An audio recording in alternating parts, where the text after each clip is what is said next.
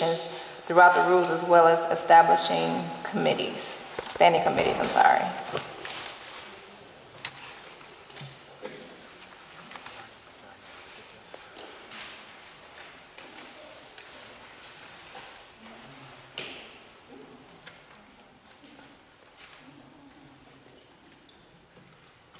Councilwoman Wilson Smith.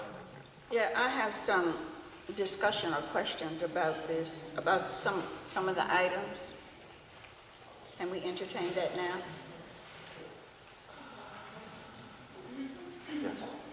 Yes. Yes. Okay, on Mr. Bobb, I guess, on page 3, under records of meeting, copies of the records shall be provided to the public or any requester at his or her expense. Are we going to stop putting the minutes and agendas online?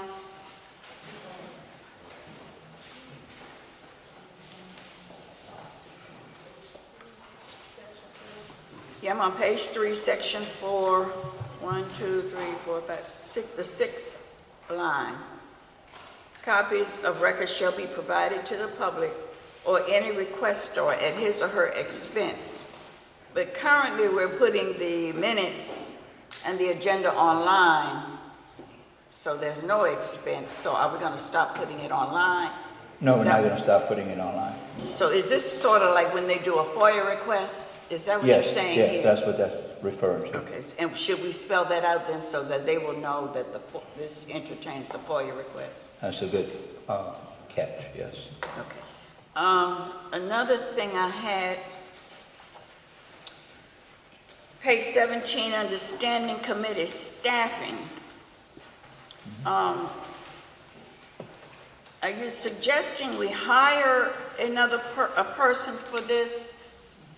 I'll read it.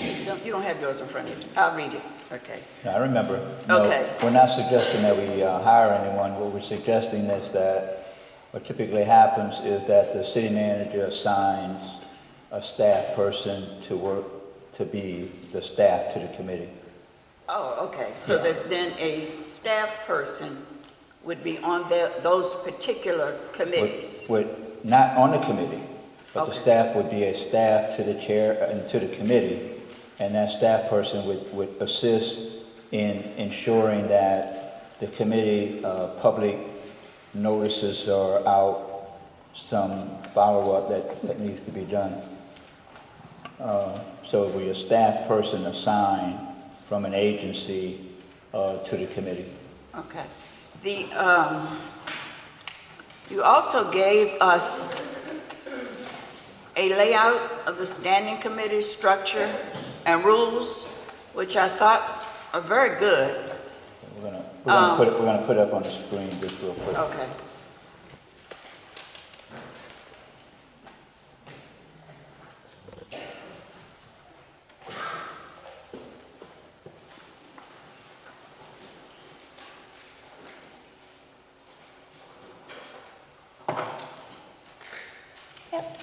Yes.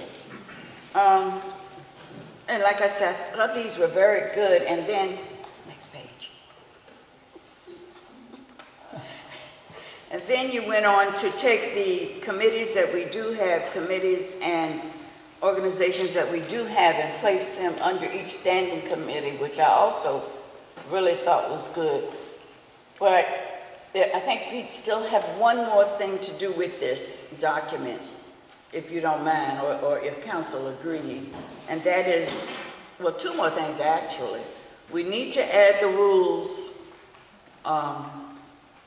like one of the citizens just said, which I had sent you by email, that we do need to add the rules to this, rules of committees, who is eligible to be on a committee, are employees of the city eligible to be on the committees, and then from that, we develop, this is the second thing, I hadn't asked you about this one yet, but after hearing the citizens, from that we develop a monthly calendar, which says what these committees' standard meeting nights are. So for instance, we know the Anti-Poverty Commission is going to meet on every second Thursday in the month. And that would help other people not to schedule a meeting, schedule conflicts. So I really did like this. Yeah, one of the other suggestions, for example, we did not include, we need to include under education, health, and human services, the public schools. That was not included. That's one of the boxes. Typically, these are subcommittees of the city council. Staff persons are not members of those committees. They are staff to the committee. And then what we've done, based on the document we received from you, we weren't familiar with all of the various committees. And so what we've done is we're recommending that there's a home for all of the other committees that the city council, that we interact with. The other thing that we strongly recommend is that when a council member attends a regional committee with other council members, that council member report back to the full body. And then secondarily, when the city manager attends some of the regional meetings, that in fact the city manager then reports back to the city council and kind of keep everyone. What we don't want is, to the extent that we can control it, is to have discussions with other elected officials or items that come up when other elected bodies, and then have our city council find out later what those discussions were.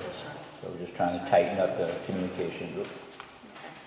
So other than those two suggestions, or those two suggestions and two questions, I thought the document is very good. Yeah, the other recommendation, I think you're going to take it up. We have a change from Councilmember Cuthbert with respect to the decorum for the public and placards and that sort of thing. We think that's a good recommendation as well. So then, will you take the document back then to add that, change the wording that that Councilman? So we'll work with the, whatever changes are made tonight, we'll work with the city clerk and to incorporate those changes so that you have a final document. And then the other thing we would suggest is that, can we go back to the first line? These are the standing committees, then you have the structured rules, but I do agree that while we have rules of council, we need to work through the city attorney's office and have specific rules for each of the committees as well. Thank you.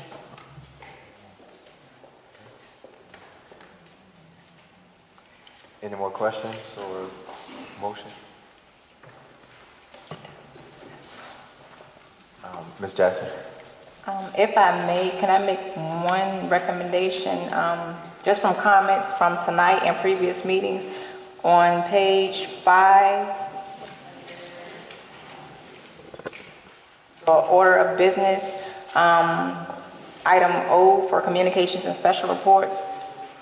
Can we move that to under item F, proclamations and recognitions? That way if we have any reports, it wouldn't be at the very end of the meeting. It would be before public hearings of such nature, if possible.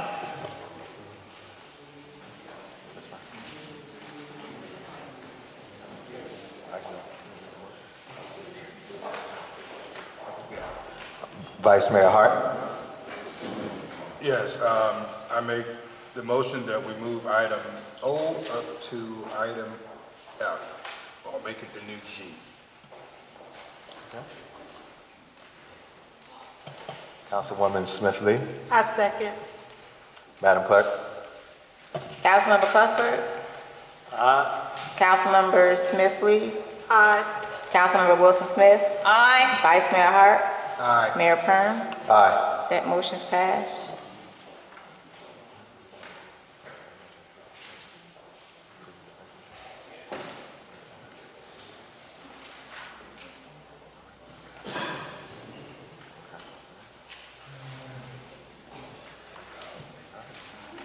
Vice Mayor Hart? Yes, thank you. I move that we accept the recommendation on the rules of council that detail the attached draft resolution. Repeat that.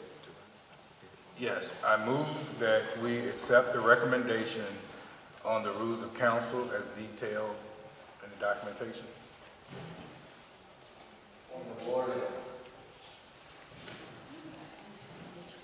He- The recommendation. With the amendments? Right.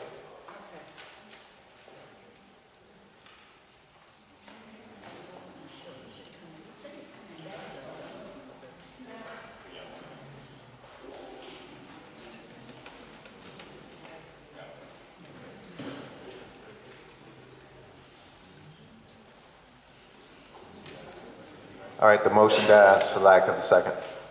Point of order. Discussion prior to the vote. Can I? Ms. Jackson.